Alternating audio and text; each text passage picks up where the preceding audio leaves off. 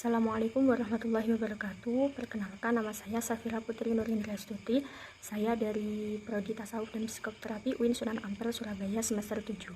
Di sini saya akan mempresentasikan hasil penelitian saya di Pondok Tarbiyatul Ulum Rengel, Tuban, Jawa Timur.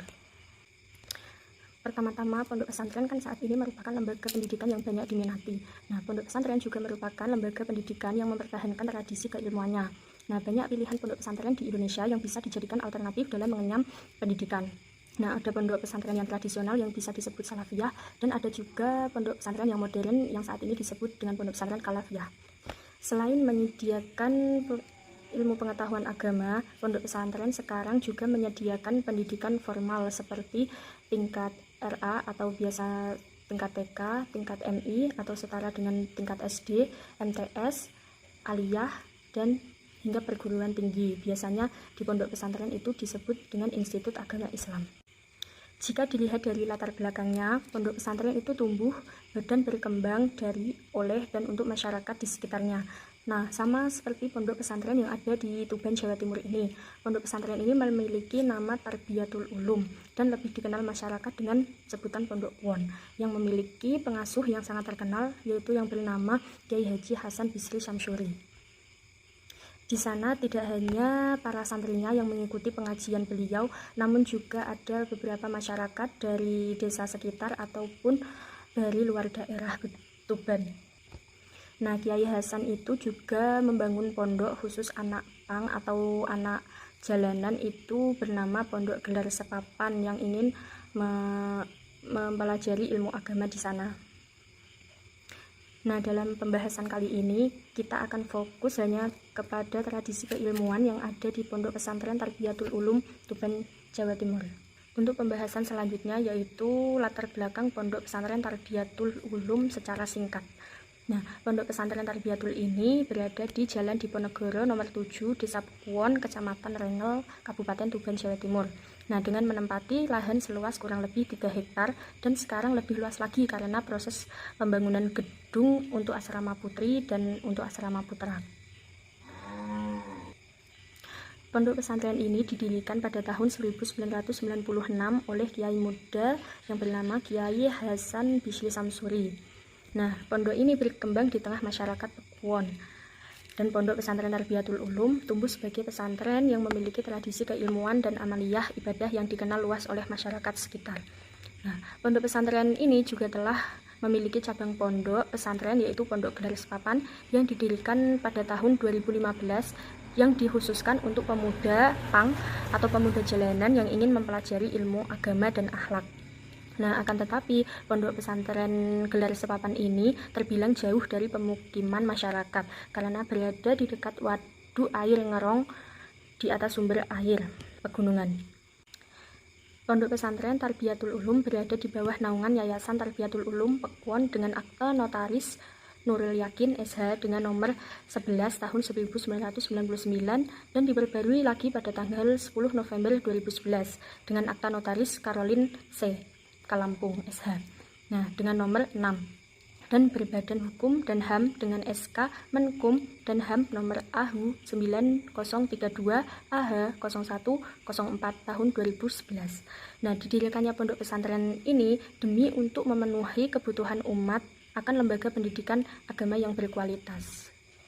Nah, pondok pesantren Tarbiyatul Ulum memiliki komponen lain antara berikut, yaitu yang pertama jumlah santri saat ini. Nah, untuk santri putra itu yang mukim berjumlah 210, yang tidak mukim atau kampung itu berjumlah 35.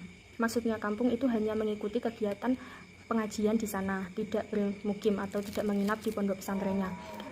Kalau di total jumlahnya 245. Sedangkan untuk santri putri yang mukim itu 180, yang tidak mukim atau kampung itu berjumlah 29. Jadi kalau dijumlah itu 209 santriwati. Nah, untuk yang ketiga yaitu tingkat sibyan atau anak-anak kecil yang biasanya SD sudah dipondokkan. Nah, itu untuk yang mukim itu 10, yang hanya ikut mengaji itu berjumlah 5. Jadi jumlah total itu 15. Untuk yang kedua, jumlah guru atau ustadz di pondok pesantren Tarbiyatul Ulum. Nah, untuk yang ustadz atau guru laki-laki itu berjumlah 15 orang yang ustadzah atau guru perempuan itu berjumlah 7, dan dari santri atau utusan dari kiai itu berjumlah 5 orang laki-laki. Nah, jadi jumlah total dari guru di sana adalah 27 orang.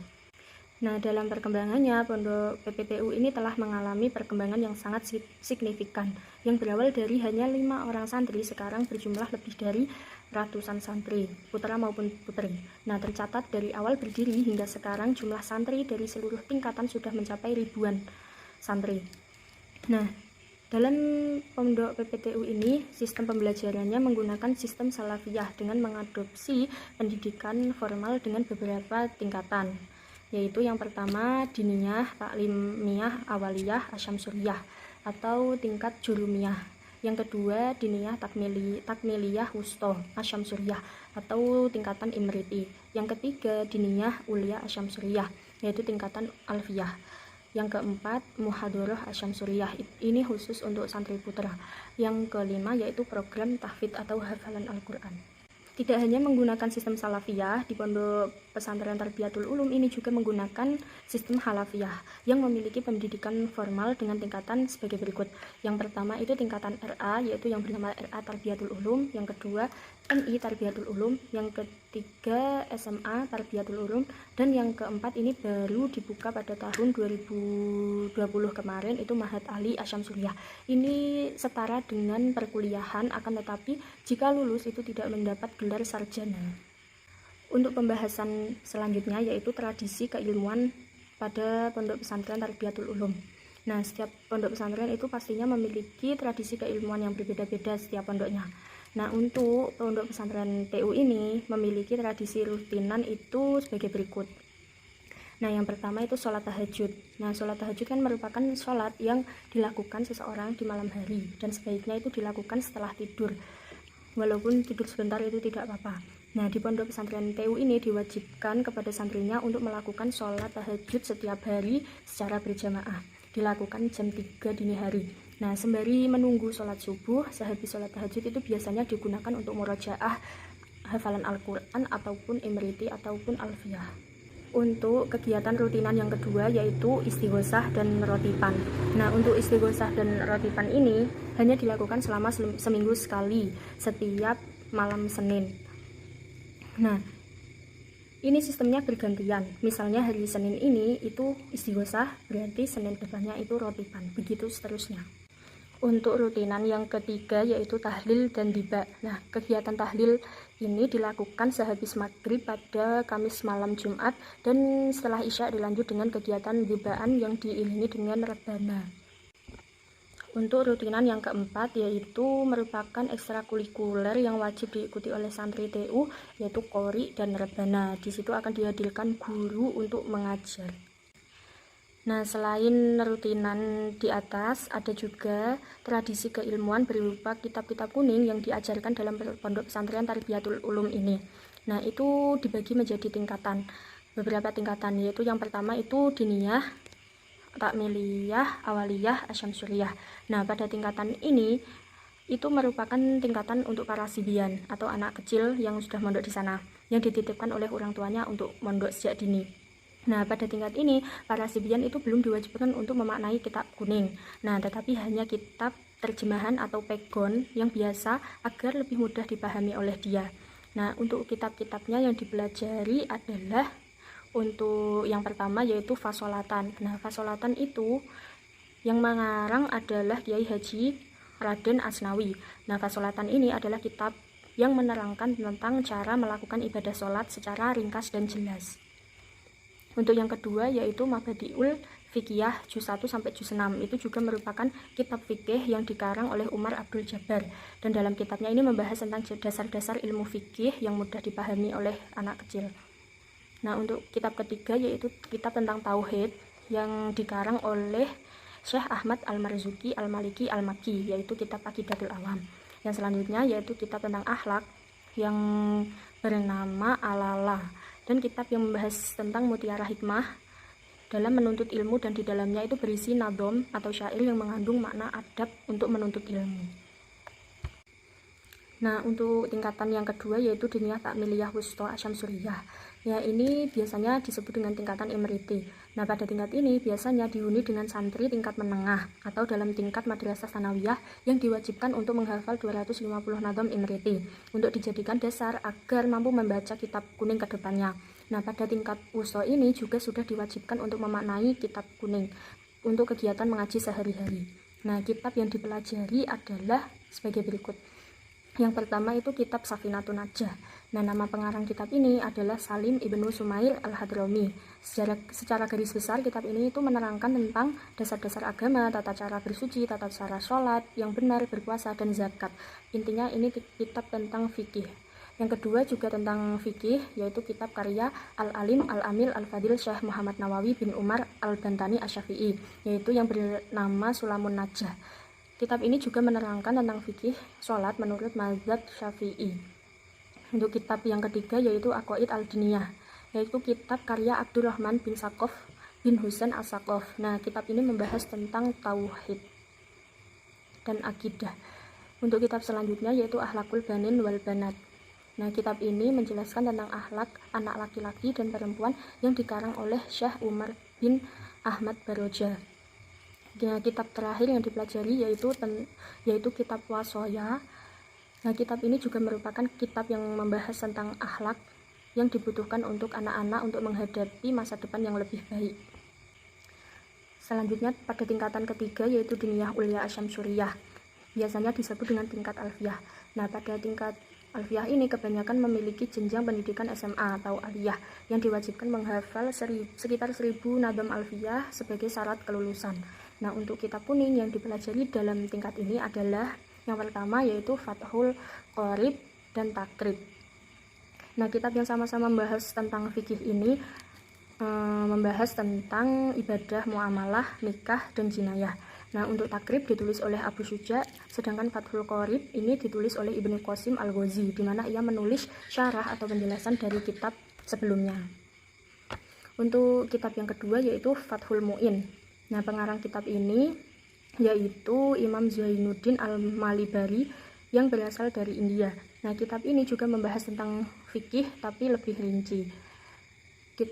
Untuk kitab ketiga yaitu Tijanud Durori. Kitab ini ditulis oleh Ibrahim Muhammad bin Ahmad Al-Bajuri Asy-Syafi'i yang membahas tentang tauhid secara mendalam.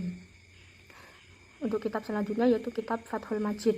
Nah, kitab Fathul Majid ini dikarang oleh Al-Allamah Abdurrahman bin Hasan Asy-Syaikr yang membahas tentang tauhid juga. Nah, untuk kitab selanjutnya yaitu kitab Ta'lim wa Ta'lim.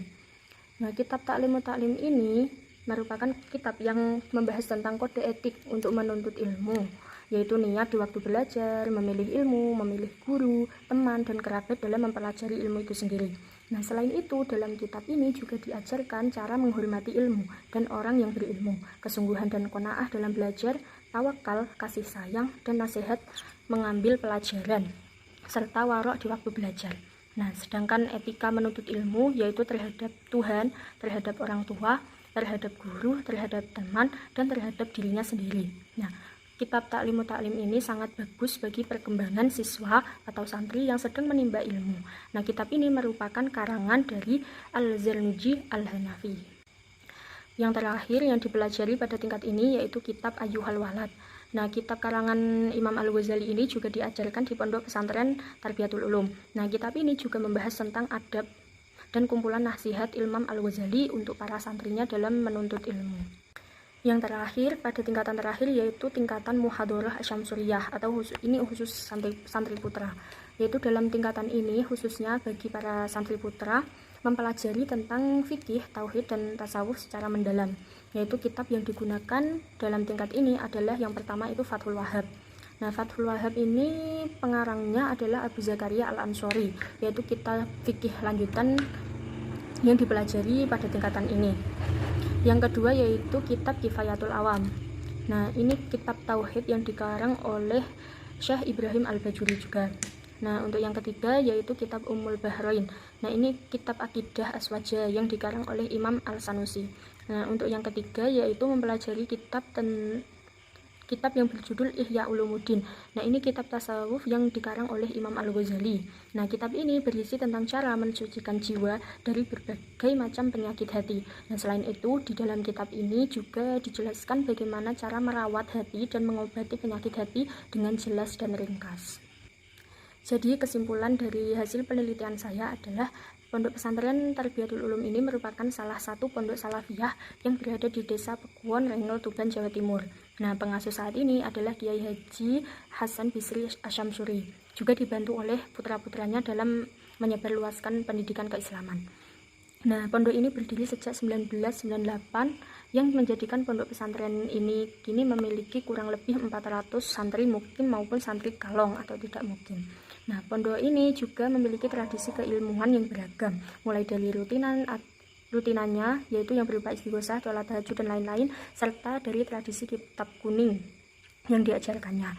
Nah, tradisi keilmuan kitab kuning yang dipelajari di Pondok Pesantren Tarbiyatul Ulum ada banyak. Nah, salah satunya mengkaji tentang tauhid, fikih, dan akhlak atau tasawuf. Nah, dalam menempuh pendidikan keislamannya, Ponpes Tarbiyatul Ulum memiliki tingkat pendidikan diniyah, yaitu tingkat awal, yang kedua tingkat wusta, yang ketiga tingkat ulia, dan yang terakhir tingkat muhadharah. Nah, meskipun dikenal dengan pondok salafi, tapi pondok TU juga memiliki wadah untuk menempuh pendidikan formal seperti biasa, mulai dari tingkat TK hingga tingkat pendidikan yang setara dengan universitas yang bernama Ma'had Ali. Nah, tetapi tidak memiliki gelar sarjana saat kelulusannya. Sekian presentasi dari saya. Apabila ada kurang atau salah kata mohon dimaafkan. Wassalamualaikum warahmatullahi wabarakatuh.